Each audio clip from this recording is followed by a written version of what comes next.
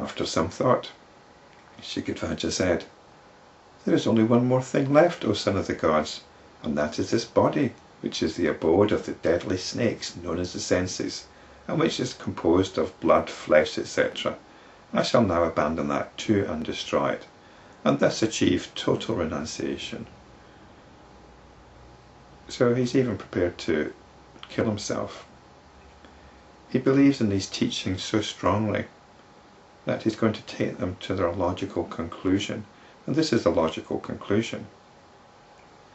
It's not uncommon for spiritual teachings, when you take them to their logical conclusion, to lead to something completely idiotic like this. As he was about to execute his resolve, the brahmana said, "O king, why do you vainly endeavour to destroy this innocent body? Abandon this anger, which is characteristic of the bull that sets out to destroy a calf." She sees it as anger. He thinks he's doing it in the spirit of truth, in the spirit of liberation, but it's anger. It's anger which drives him to pursue his spiritual path. This ascetic body is inert and dumb. You have nothing to do with it. Therefore, do not attempt to destroy it. The body remains what it is, inert and dumb. It's no more our own possession than anything else. It is motivated and made to function by some other power or energy. The body is not responsible for the experience of pleasure and pain. Further, destroying the body does not mean total renunciation. On the other hand, you are throwing away something which is an aid to such renunciation. So that's interesting. The body is actually an aid to renunciation. It lets us know what we can renounce. It lets us know what we can give up. It lets us know what we can stop identifying with. If you're able to renounce that which functions through this body and which agitates this body, then you have truly abandoned all sin and evil, and then you'll have become a supreme renouncer. If that is renounced, everything, including the body, is renounced. Otherwise, the sin and evil, even if they remain submerged temporarily, will arise again. The brahmana, Chudala, said, "That alone is total renunciation, which is the renunciation of that which is all, which is the sole cause of all these, and in which all these abide." Sikhidhvaja prayed, "Holy Sir, please tell me what that is which should be renounced." He doesn't see it. The brahmana, Chudala, said, "O noble one, it is the mind, which also goes by the names jiva, prana, etc., or the citta, which is neither inert nor non-inert, and is in a state of confusion, which is the all, which has been described as the all." It's a cognitive process. It's that by which all notions of who we are and the world out there arise.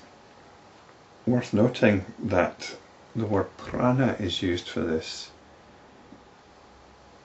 I've mentioned before that when we've had teachings about prana, the only real way it makes any sense is to understand it as the cognitive process or the mind. We have to stick with what is empirically obvious rather than subscribing to notions. And prana, when it's understood as some kind of subtle psychic energy, doesn't really help in our self-inquiry at all. We have to be able to appreciate that everything we think is notional and not subscribe to some reality which is beyond the immediate experiencing. So here prana is the same as the mind or the psyche, and it's the all in the sense of it gives rise to everything. It's the mind which creates everything, and it creates everything because it's forgotten its essential nature as pure consciousness. It is this citta, mind, which is confusion. It is the human being. It is the world. It is all. It is the seed for the kingdom, for the body, wife, and all the rest of it. When this seed is abandoned, there is total renunciation of all that is in the present and even in the future. So what she's saying is consciousness needs to realize its original nature, its essential nature. All these, good and evil, kingdom and forest, cause distress in the heart of one who is endowed with the citta, and great joy in one who is mindless. Clearly the word mindless has got different associations to how it's normally used. Just as a tree is agitated by the wind, this body is agitated by the mind.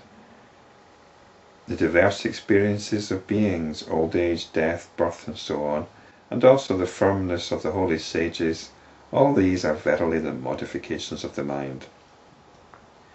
It is this mind alone which is referred to variously as Buddhi, the cosmos, egosense, prana, etc.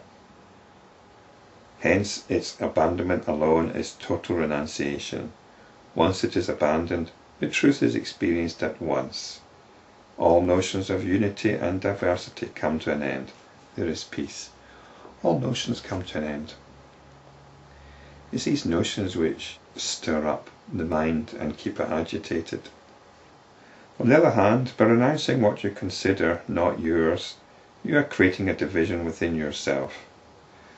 Well, I suppose he must have thought they were not yours because he wanted to find the self. So he'd be giving up everything which he thought wasn't the self.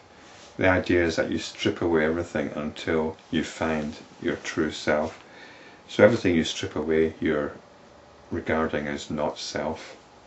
But in doing this, you're creating a division, a very deep division between what is you and what is not you.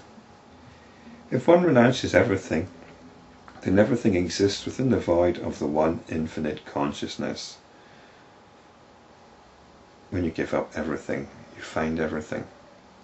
When one rests in that state of total renunciation, like the lamp without fuel, he shines with supreme brilliance like a lamp with fuel. After renouncing the kingdom, etc., you exist. Similarly, even after the mind has been renounced, the infinite consciousness will exist. Even when all these have been burnt, you have not undergone any change. Even when you have totally abandoned the mind, there will be no change. There will be no change. How about that? One who has totally renounced everything is not afflicted by fear of old age, death, and such other events in life. And this is a way of testing yourself. It's so easy to lapse back into delusion. Fear and the usual anxieties should have fallen away. That alone is supreme bliss. All else is terrible sorrow. Om. Thus assimilate this truth and do what you wish to do.